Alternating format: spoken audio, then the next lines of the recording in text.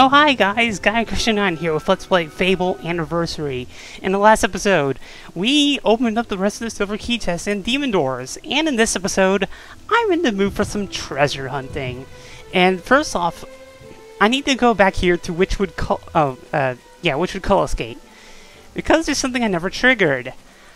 If you go up here, go around the focus site. Hey, it's another one of our assassin friends. Who does this guy think we are? There we go.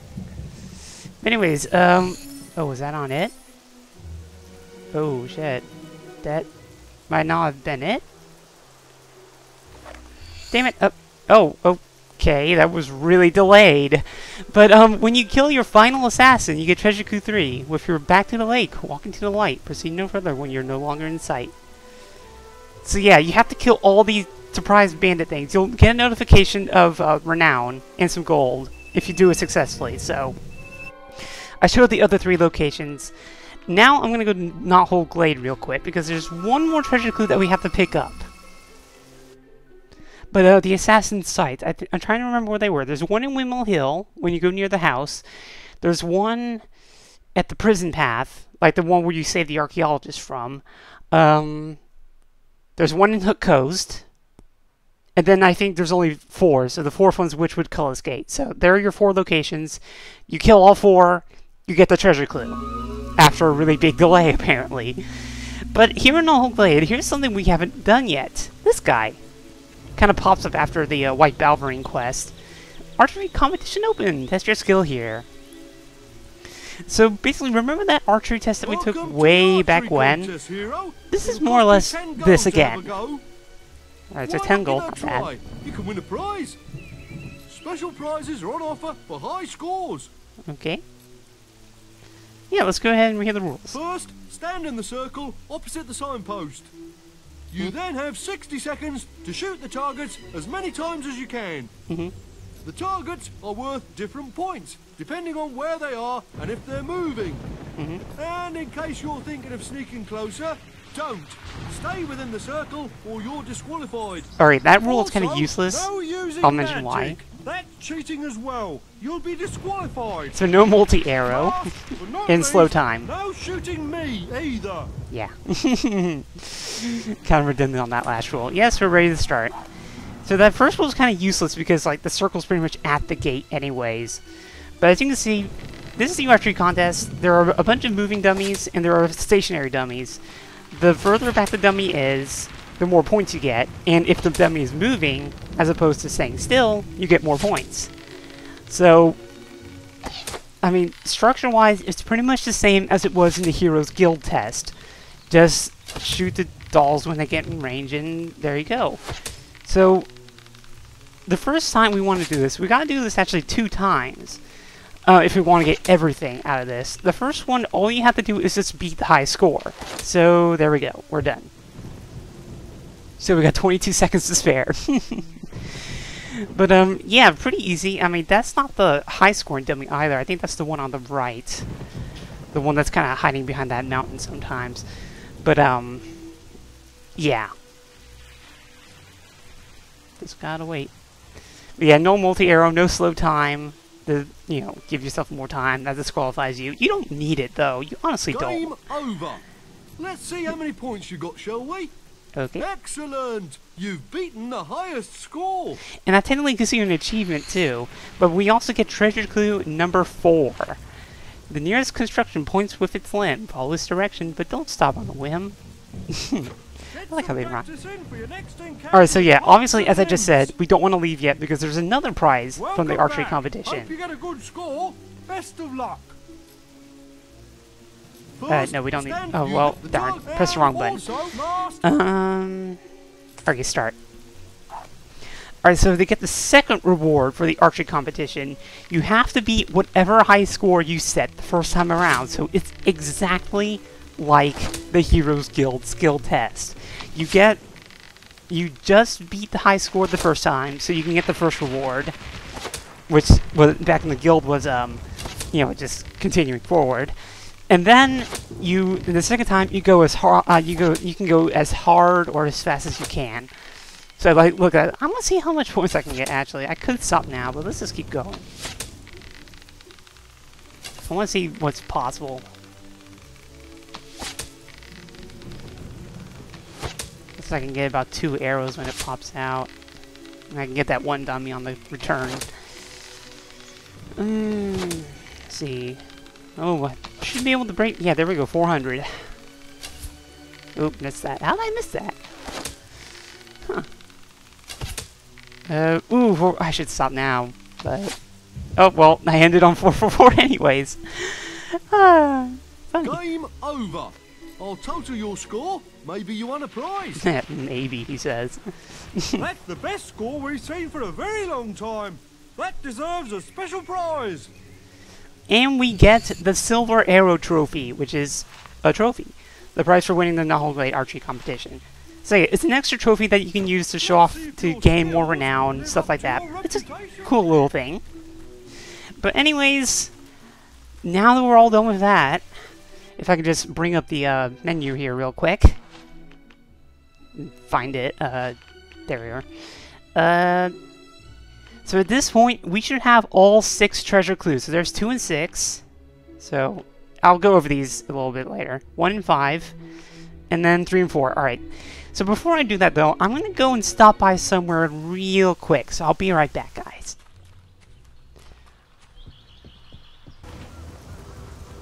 Hello, Poppet.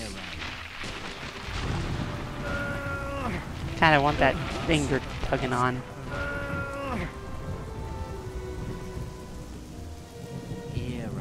Anytime now. Whoops. Come on. I love how everyone's cowering at the gates because of me. Alright, sword time.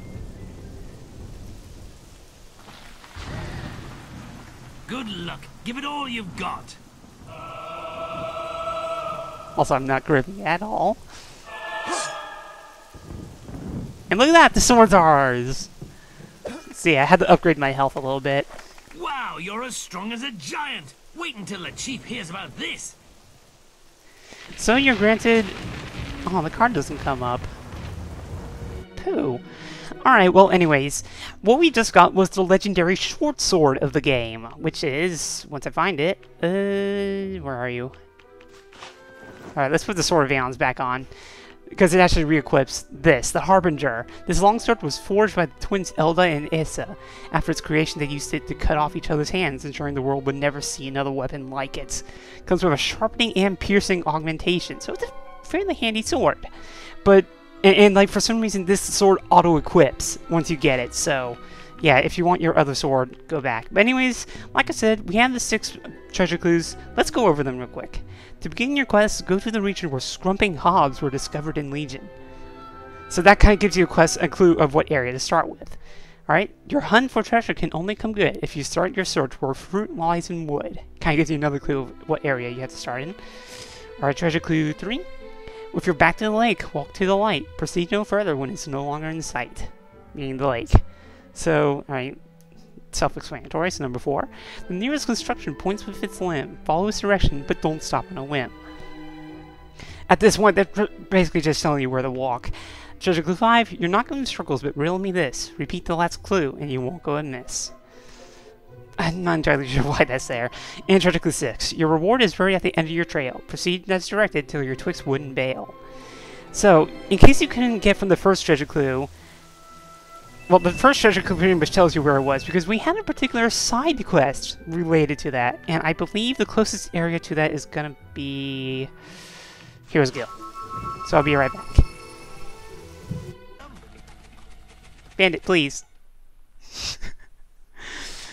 Takes me quite a while, he did. Alright, but anyways, yeah, if you paid attention, Orchard Farm is our location. Because scrumping hobs, fruit lies in wood. Yeah, a hob killing contest. I'm really hoping the game doesn't crash here. Clenching butt cheeks. Going slow. Holding breath. Okay, I think we're good. Alright, so we could follow directly what the clues entail. But the clues are kind of a little bit weird. Let me go ahead and you want to go ahead and put your shovel on standby, because the prompt for the treasure will actually not come up. You have to do it manually. So let's go ahead and put the spade on.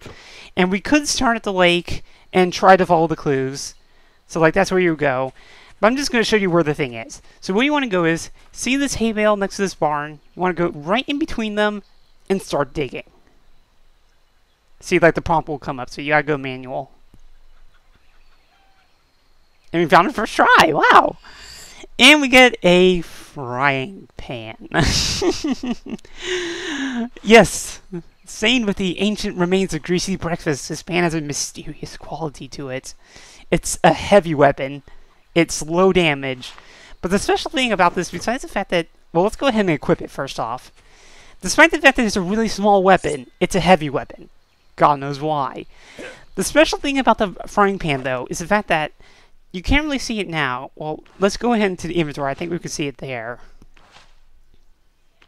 Is that if we go to it, once I find it...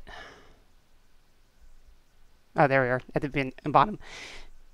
It only has 3? Pretty sure I'm pretty sure this thing's supposed to have 4 augmentations, not 3. That's weird. But anyways, it's a triple augment weapon minimum. So I'm pretty sure in Fable Lost Chapters it had a 4th slot for augmentation, which made it really good because you can put like health augmentation, mana augmentation, experience augmentation, then you can still put a damage augmentation on it. And the main thing for this frying pan, at least as far as Fable Anniversary is concerned, is that there's an actual achievement associated with killing an enemy with the frying pan. So we're going to go ahead and do that real quick. Now, something I want to mention real quick before anything else. You can actually get the frying pan before anything. Like, the first time you come to Orchard Farm, you can go ahead and pick this weapon out. Oh, you just have to hit them with the frying pan. Okay, never mind. You know what? I'm going to kill all of you with the frying pan. Why not? We're one-shotting these guys with a frying pan. But anyways, you can pick up the frying pan the first time you go to Orchard Farm. Why that's a bad idea is that the game will actually know when you've collected all 6 treasure clues. If you don't have all 6 treasure clues when you find the frying pan, you will find the frying pan, but it will have absolutely no augmentations on it. Like, well, no augmentation slots on it. So it's basically just going to be a really useless heavy weapon. So, I mean, yeah, a little bit anticlimactic, I will admit, but it's still kind of a funny weapon to have. And, I mean, defeating Jack of Blades with a frying pan would be freaking hilarious. But now we're Jack of Blades and now we're using it. But anyways, all the enemies are dead, so I'm going to call it here. So this is Guy Christian 9. This has been Let's Play Fable Anniversary Heroic Pose. In next episode, we'll be continuing along with probably one of the more infamous things to come out of Fable the Lost Chapters. You probably know what I'm talking about already. I'll see you then.